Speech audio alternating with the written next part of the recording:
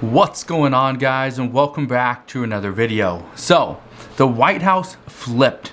They are now flipping the script. President Biden is changing his mind. Things are now changing, and I want to break down what is currently happening because this is going to affect a lot of people. First, the Biden administration is now extending the student loan payment pause until January 31st, 2022. Now, even though you may not have a loan, okay, even though you don't have student loans, this actually pertains to other federal benefits as well. Unemployment benefits, okay, child tax credit payments, possibility of stimulus checks, the 15% increase to SNAP benefits, and other programs as well. But here's what we know. The Education Secretary Miguel Cardona says, and I quote, "The payment pause has been a lifeline that allowed millions of Americans to focus on their families, health, and finances instead of student loans during the national emergency." He goes on to say, "As our nation's economy continues to recover from a deep hole, the final extension will give students and borrowers the time they need to plan for restart and ensure a smooth pathway back to repayment." So, let's break this down. This entire point, the entire point behind this extension is really just to give borrowers more time to plan their repayments. Again, this is really tying into the other stimulus package, the different plans and proposals, right? So I just want to break this down. Right now, the Education Department doesn't want people struggling to make payments. They want them to be able to do this pretty much on their own. They don't want them to struggle. A lot of people haven't made a payment for about 18 months, okay? Just think, let's say you don't make a payment for 18 months, whatever it is. Maybe it's a car payment. You paid off your car and now you're gonna get a new car loan. And you go back to making a payment. A lot of people are gonna forget. They're gonna struggle. The first maybe 3 to 6 months are gonna be tight. And the Education Department doesn't want this. Now, one person close to the situation says, giving them a final time would help them make transition and give them time to prepare repayment. Now, according to reports, again, this is where things get interesting. This is where things get very interesting, and this is why I wanted to bring you this update. According to reports, this is what the Biden administration is planning on doing with multiple stimulus plans that were previously enacted. The Biden administration, the goal is to slowly get people back to being self-sufficient. Okay? So here's what this means. This means slowly weaning them off of federal unemployment benefits. Slowly. Not September 6th, your benefits are gone. That's not what they want. So again, things could change here. This also means getting the American people back on track. Having them to get back to where they once were, to making rent payments, being able to stay caught up on utility payments, not having to use the federal government to get an additional 15% on top of their nutrition assistance, right? This is what we're hearing. Now, does this mean that we are not going to see additional stimulus? That we may not see an additional stimulus check? No. A stimulus check at this point, according to the reports this afternoon, a stimulus check would just be an additional tool to get the American people back on track to pay their rent, to get caught up on utility payments.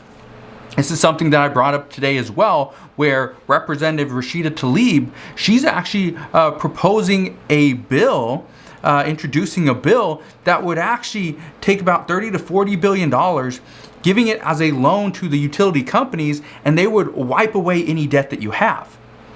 That's a possibility. Okay, but again, slowly getting the American people back to where they once were.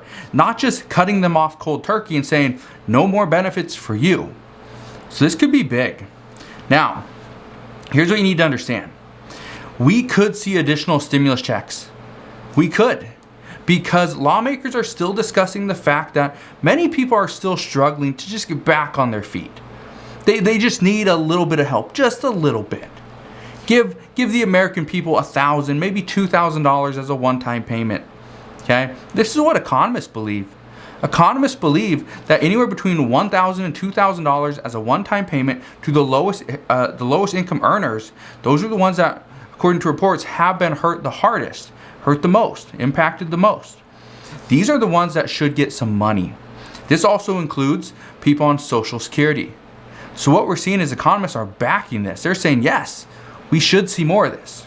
But again, we will wait and see.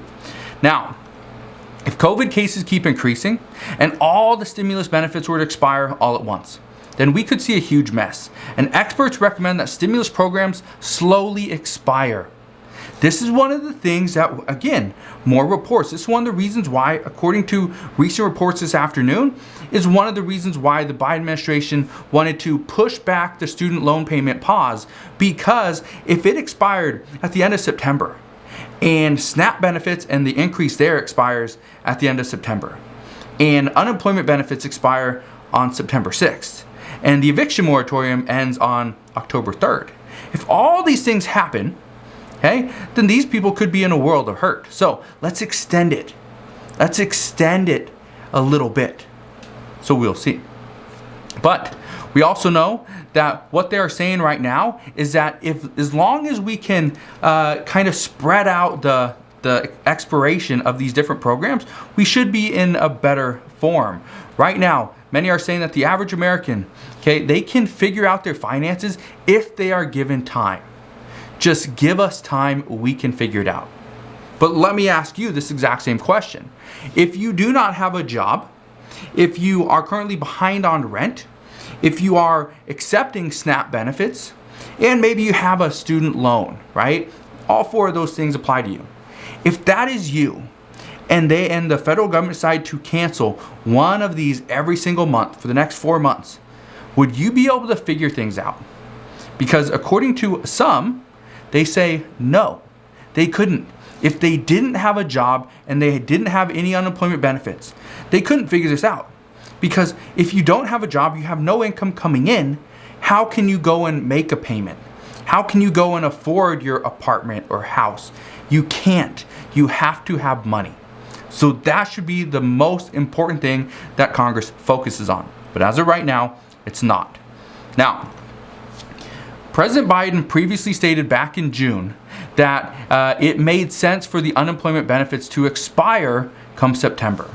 But according to the White House Press Secretary Jen Psaki, she says that there has not been any discussions as to whether or not they should let this expire. Economists believe that if the jobs report from this morning, again, just came out, if the jobs report from this morning is any indication, then let the benefits expire. Make people go back to work and force businesses to hire. Force them to hire. Okay? They say this is the only way back to a full recovery, because right now what we're seeing is a K-shaped recovery. They say, and many economists believe, that the lower income earners are not seeing the same recovery that the middle class and upper class are seeing. And that is true. I am seeing this personally, firsthand. The lower income earners are not being hired back as quickly as the middle income and upper earners. They're just not seeing it. People that have a higher education, some college or a degree, they're being called back much quicker than people with just a high school diploma or a GED or even less.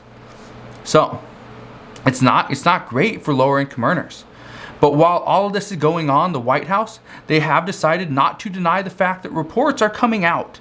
And I addressed this the other day. Reports are coming out about them considering withholding funds to force vaccinations. And give me your thoughts on this down below as well. What we are hearing is that it is possible, okay? It is really possible that nursing homes could lose funding if they don't require residents, or at least push residents and workers to get vaccinated. We know former President Donald Trump, he once said that schools would not get their funding if they didn't open up. Well, they didn't open up. Many schools, they went pretty much a year with no in-person learning. Okay? So he just said that you will risk losing your funding if you do not open. Well, now this is actually becoming a possibility.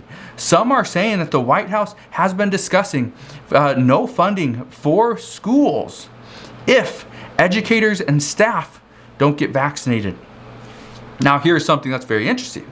I just want to point this out. This is not something that lawmakers are discussing. At least I don't know if they are.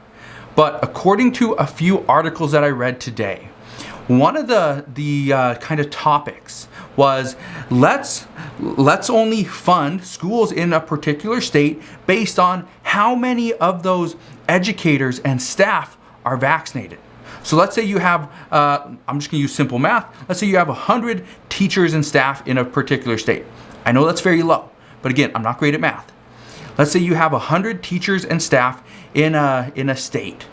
Let's say 95 people get vaccinated. They're pretty much saying then we only give 95% of that funding for that state for schools to them. The other 5% gets withheld until the other 5% get vaccinated. Again, according to the article, this is just an idea. This is just an idea that has been thrown around multiple times.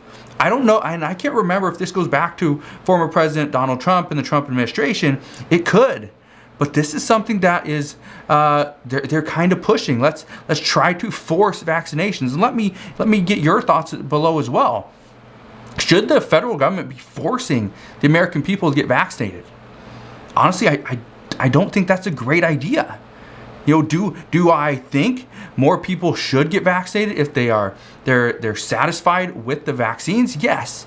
I've said this before. I personally got vaccinated because of my kids that couldn't get vaccinated.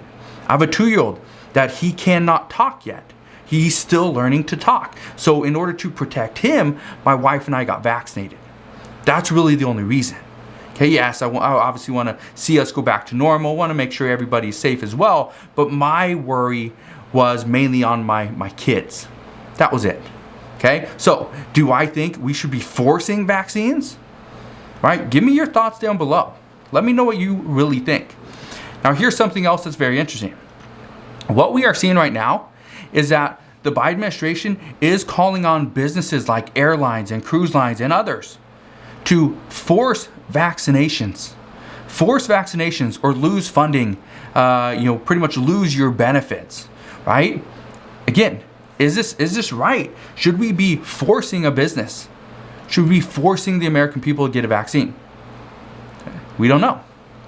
Here's something else we know. Speaking of cruise lines are now going back to requiring masks.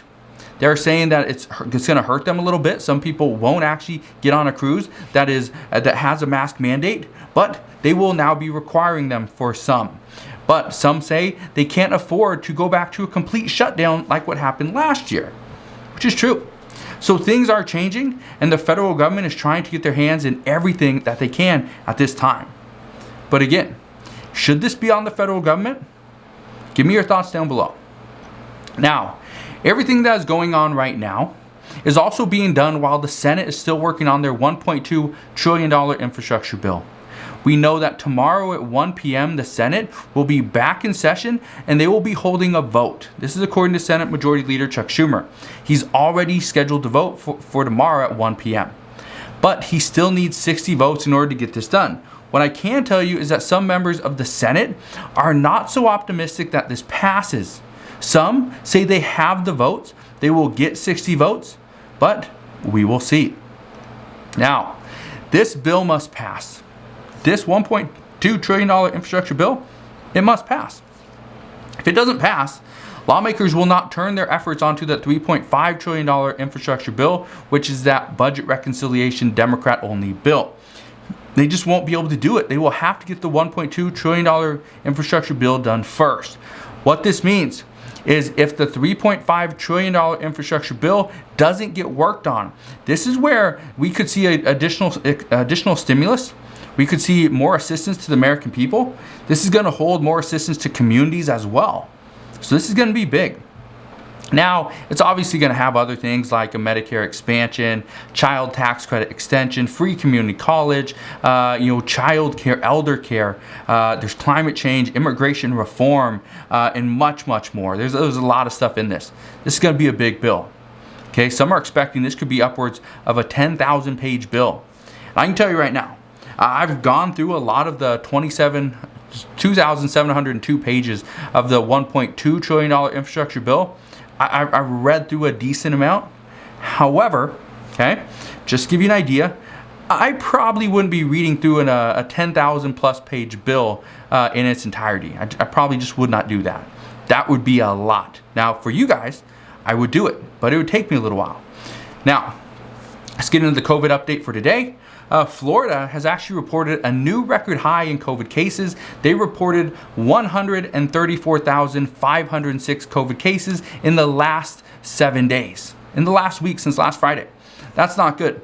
This is not something that Florida residents can really control, and this is something that residents in Florida are saying that they are doing their best. However, reports indicate that the reason for this surge in cases is because Florida is really open to travel. They have no mask mandates, making Florida a hotspot for tourists at this time.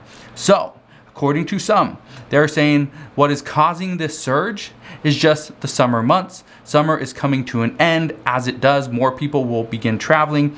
More people will probably, spread the virus. There's not really much that Florida residents can do other than stay inside, mask up, and pretty much just try to stay, somewhat healthy. So that's all I got for you guys today. Again, hopefully you guys have a wonderful rest of your day. Have an incredible weekend this weekend as well. I will probably come on tomorrow. Actually, I will come on tomorrow. I will at least do 2 updates. I might do more depending on what comes out of the Senate. So it's really going to come down to what the Senate does tomorrow.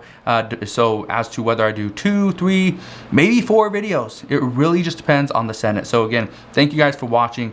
Do me a favor, hit that thumbs up button if you enjoyed today's video. Consider subscribing, and I'll see you guys on the next one.